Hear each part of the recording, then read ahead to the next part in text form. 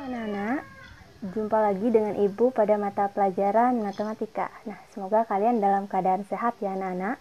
Nah, jadi di sini Ibu akan langsung saja masuk ke materi. Nah, pada pertemuan kali ini Ibu akan membahas materi yang sangat menarik sekali ya, menarik sekali pokoknya. Nah, jadi di sini Ibu akan membahas tentang aturan pencacahan. Nah, jadi aturan pencacahan itu merupakan salah satu bagian dari peluang. Nah, jadi untuk lebih jelasnya, yuk simak video selanjutnya.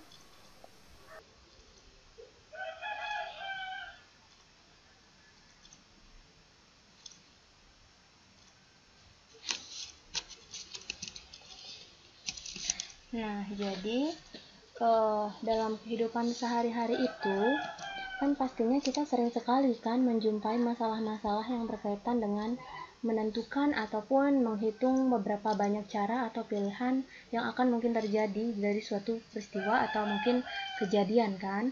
Nah, jadi daripada kalian menghitung satu persatu kemungkinan yang ada, nah di sini Ibu akan menjelaskan ada suatu rumus yang dapat menghitung kemungkinan tersebut, yaitu dengan berbagai syarat nanti yang harus kalian penuhi. Nah, jadi rumus tersebut itu akan masuk ke dalam materi kaidah pencacahan. Nah, jadi kaidah pencacahan itu merupakan suatu cara atau aturan untuk menghitung semua kemungkinan yang dapat terjadi dalam suatu percobaan. Nah, jadi kaidah pencacahan itu adalah suatu cara. Bentar ya. Nah, jadi ini merupakan suatu cara. Jadi kaidah pencacahan itu merupakan suatu cara atau aturan untuk menghitung semua kemungkinan yang dapat terjadi dalam suatu percobaan.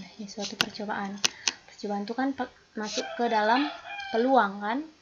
Nah, jadi kaidah pencacahan suatu cara atau aturan yang untuk menghitung semua kemungkinan yang dapat terjadi dalam suatu percobaan. Nah, kemudian secara umum, jadi cara menemukan banyaknya hasil yang mungkin muncul pada suatu percobaan itu adalah dengan cara menggunakan pendekatan-pendekatan.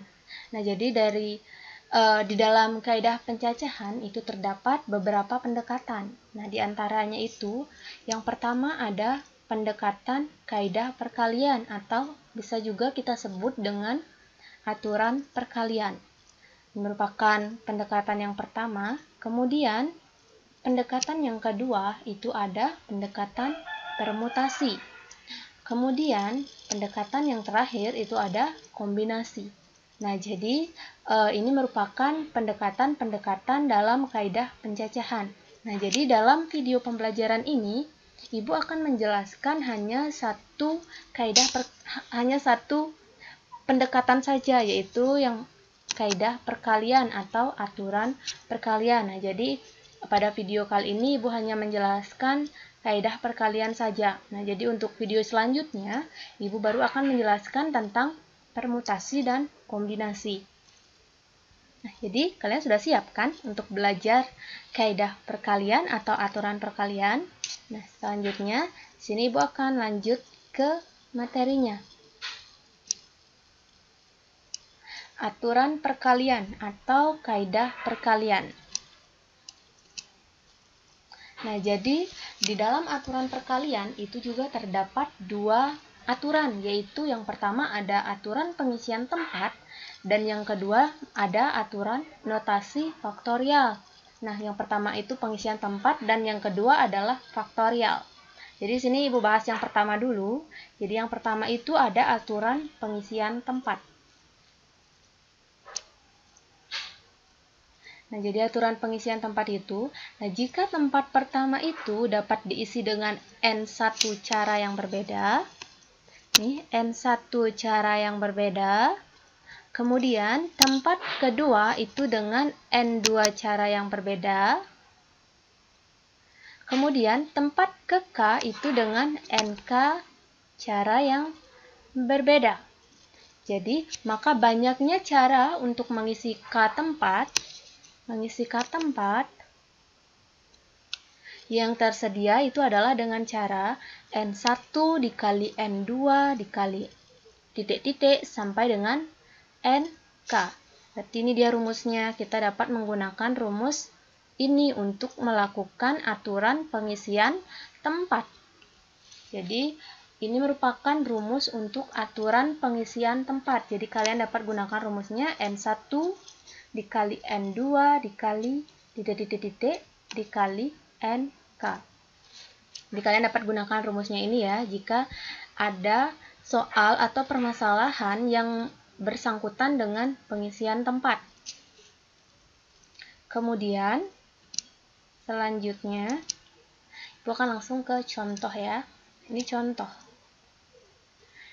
Contohnya itu, seorang polisi ingin membuatkan plat nomor kendaraan yang terdiri dari 4 angka, padahal tersedia angka-angka 1, 2, 3, 4, 5, dan dalam plat nomor itu tidak boleh ada angka yang sama. Nah, jadi berapa banyak plat nomor yang dapat dibuat? Nah, jadi diulangi untuk permasalahannya. Nah, jadi seorang polisi ingin membuatkan plat nomor kendaraan yang terdiri dari 4 angka. Yang terdiri dari 4 angka. Padahal tersedia angka-angka ini. Nah, ini tersedia angkanya ini 3, 4, 5. Dan dalam plat nomor itu tidak boleh ada angka yang sama. Nah, berarti sini ini ada kata kuncinya juga. Tidak boleh ada angka yang sama. Ini tidak boleh ada angka yang sama. Jadi berapa banyak plat nomor yang dapat dibuat? Nah, sekarang Ibu akan masuk ke penyelesaian. Nah, jadi untuk menjawab pertanyaan pada slide sebelumnya, sekarang kita akan pakai aturan pengisian tempat. Nah, jadi kalian bisa lihat bagan yang sudah Ibu berikan. Ini ada A, kotak A, kotak B, kotak C, dan kotak D. Ini merupakan tempat duduk. Misalkan kalau ada pengisian aturan tempat duduk, ini misalkan tempat duduk. Atau ini kolom untuk nomor plat. Ini kolom A, kolom B, kolom C, kolom D. Ini merupakan kolom nomor untuk plat. Nah, selanjutnya, kalian lihat kan bagannya A, B, C, D. 5, 4, 3, 2. Nah, selanjutnya,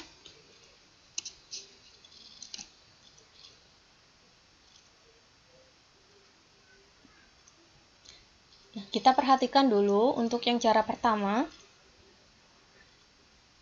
Kita buat 4 buah kotak kosong, yaitu kotak A, B, C, dan D, seperti pada slide sebelumnya. Jadi kita buat kotak kosong A, B, C, dan D. Nah, sebab nomor kendaraan itu kan terdiri dari 4 angka. Nah, jadi kenapa kita membuat hanya 4 kotak? Itu dikarenakan plat nomornya itu hanya terdiri dari 4 angka.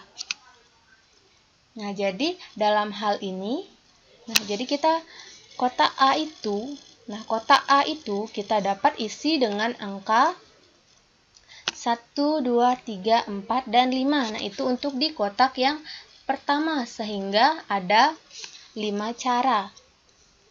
Karena di kotak yang pertama itu kan masih belum ada yang digunakan kan. Jadi di kotak yang pertama itu kita bisa menggunakan 5 cara. Kemudian untuk di kotak B. Nah, jadi kotak B itu hanya dapat diisi dengan 4 cara. Nah, di mana dapat 4 cara? Nah, ini kan 5 cara. Di mana dapat 4 cara? Itu dikarenakan satu cara itu sudah digunakan pada kotak sebelumnya atau kotak A. Tuh kan? Atau sudah diisi di kotak A. Nah, jadi 5 dikurang 1 sama dengan 4 cara. Kemudian, untuk yang di kotak C, nah jadi di kotak C itu hanya dapat diisi dengan 3 cara. Isi dengan 3 cara. Nah, kenapa 3 cara? Nah, itu dikarenakan 2 cara sudah digunakan pada kotak A dan kotak B. Jadi, di kotak C itu hanya dapat digunakan 3 cara. Seperti itu. Nah, sekarang untuk kotak yang terakhir itu ada kotak D. Nah, jadi kotak D itu hanya dapat diisi dengan 5. Mohon maaf, kotak D itu hanya dapat diisi dengan 2 cara. Nah, jadi dapat diisi dengan ini kan, 2 cara. Kenapa 2 cara? Karena 3 cara sudah digunakan pada kotak A, B, dan C. Jadi, kotak D itu kan hanya sisa lagi 2 cara. Jadinya,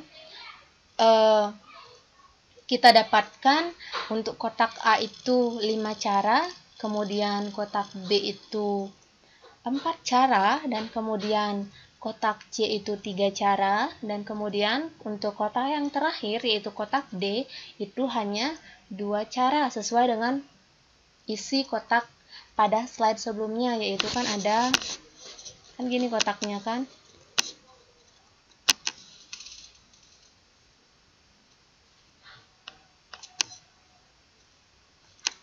Kotaknya seperti ini.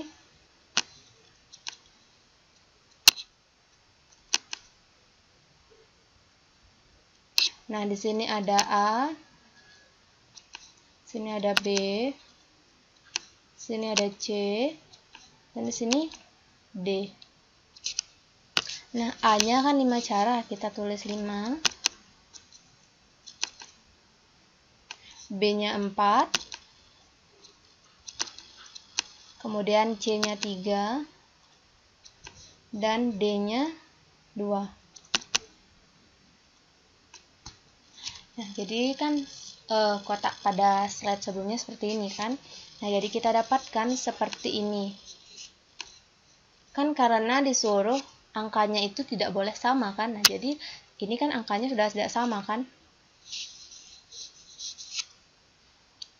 Angkanya sudah tidak sama itu dikarenakan setiap satu angka itu sudah digunakan pada kotak-kotak sebelumnya. Di sini ada 5 cara, 4 cara, 3 cara, dan 2 cara.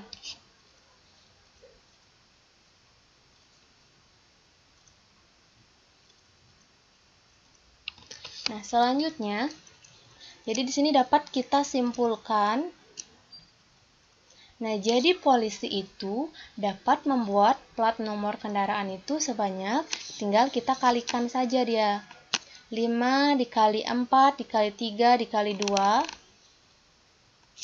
itu sama dengan 120 plat nomor kendaraan. Nah, jadi cara-caranya itu kita tinggal kalikan saja dia sesuai dengan rumus pengisian tempat. Nah, jadi 5 dikali 4 dikali 3 dikali 2 kali 1, atau satunya juga boleh nggak diisi kan. Jadi 5 dikali 4 dikali 3 dikali 2 itu sama dengan 120 plat nomor kendaraan.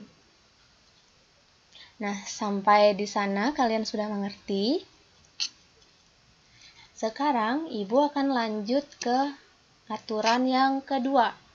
Nah, aturan yang kedua itu ada notasi faktorial.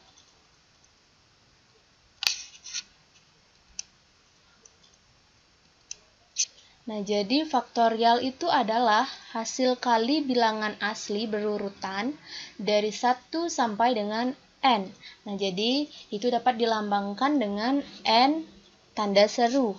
Ini n tanda seru, atau bisa kita baca dengan n faktorial. Nah, jadi tanda serunya ini dibaca faktorial. Ini tanda serunya ini dibaca faktorial. Nah, jadi faktorial itu merupakan hasil kali bilangan asli berurutan dari 1 sampai dengan n yang dilambangkan dengan n tanda seru, atau kita baca dengan n faktorial.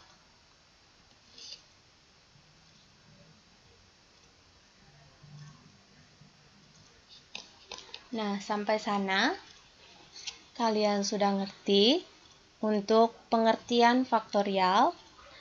Selanjutnya, di sini ada definisi untuk faktorial. Jadi n faktorial itu sama dengan 1 dikali 2 dikali 3 dikali titik-titik-titik dikali n dikurang 2 dikali n dikurang 1 dikali n. Atau bisa juga kita sebut dengan n faktorial sama dengan n dikali n dikurang 1 dikali n dikurang 2 dikali titik-titik-titik dikali 3 dikali 2 dikali 1. Ini kalian ingat ini rumusnya.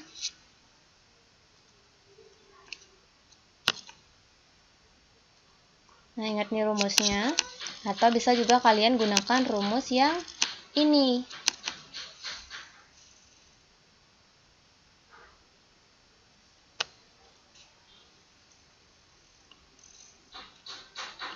Kalian bisa gunakan rumus yang di atas atau rumus yang di bawah.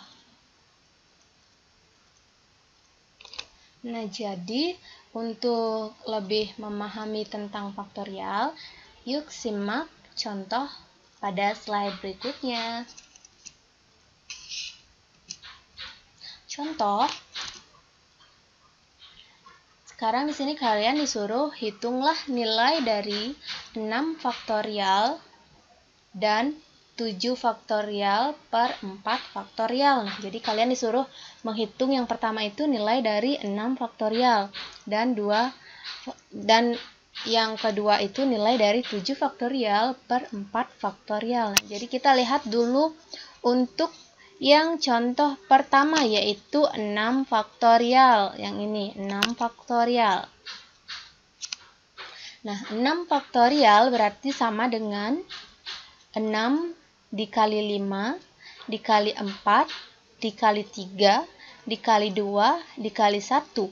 Nah, jadi ini merupakan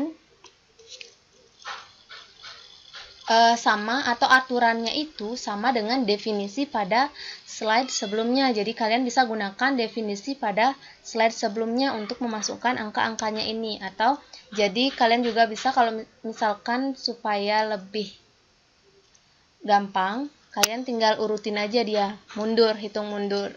6 faktorial sama dengan 6 dikali 5 dikali 4 dikali 3 dikali 2 dikali 1 sampai dengan 1 mentok. Oke. Nah, jadi 6 dikali 5 dikali 4 dikali 3 dikali 2 itu sama dengan 720.000. Nah, berarti nilai dari 6 faktorial itu sama dengan 720. Nah, selanjutnya sekarang kita lanjut ke contoh yang kedua. Nah, contoh yang kedua itu sama dengan contoh yang pertama, hanya saja yang contoh kedua itu pecahan dia.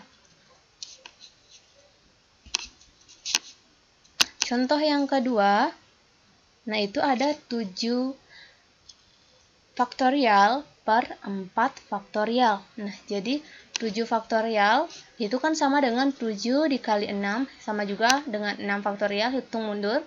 7 kali 6 dikali 5, kali 4, dikali 3, dikali 2, dikali 1. Sedangkan per 4 faktorial itu sama dengan 4 dikali 3, dikali 2, dikali 1. Nah, ketika kalian melihat angka-angka ini, kalau kalian misalkan pakai kalkulator kan cepat kan? Kalau misalkan kalian pakai kalkulator mungkin gampang kan ini ngitungnya, ini langsung aja kan? Nah, tapi kalau misalkan nanti kalian ada tes-tes, misalkan ada ulangan yang nggak boleh bawa kalkulator, jadi kalian bisa coret-coret di sini angka-angka yang sama. Nah, dari sini kan udah sama dia kan? Ini bisa kita coret. Nah, jadi kalian hanya mengalihkan 3 angka saja, jadi lebih mudah kan? Nah, berarti 7 faktorial per 4 faktorial itu sama dengan 7 dikali 6 dikali 5, sama dengan 210. Jadi kita dapatkan ini. Atau bisa juga kalian gunakan ini. 7 faktorial, supaya nggak capek nulis kan, bisa kalian gunakan ini. 4 faktorial sama dengan 7